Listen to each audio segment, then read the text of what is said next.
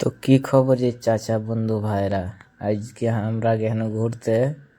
তো কোনটা ঘুরতে গেল তোমরা আগে ব্লগটা দেখাবো, আগে ছোট্ট ঘন্টা ব্লকে গেল হারা নেপালের সাইড।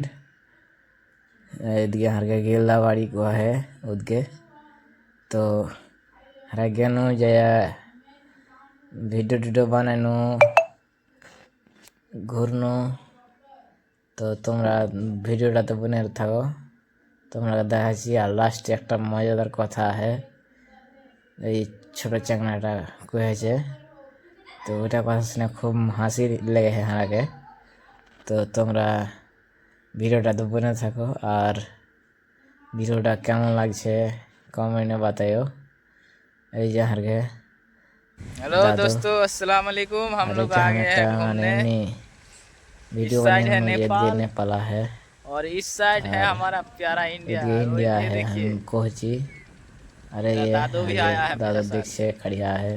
इधर हमारा और हजरत भी है हम वीडियो बनाने একটা और हजरत को देखिए दिनो। घूमने आए हैं, वीडियो बना और में आए हैं। देखते हैं अभी वीडियो ये क्या क्या बनाते हैं। अस्सलाम তারপরে वालेकुम। हम लोग आ गए हैं घूमने इधर।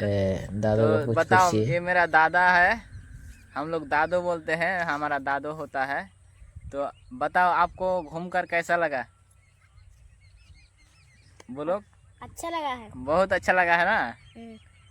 कहाँ आए हैं हम लोग आज? इंडिया गेट में।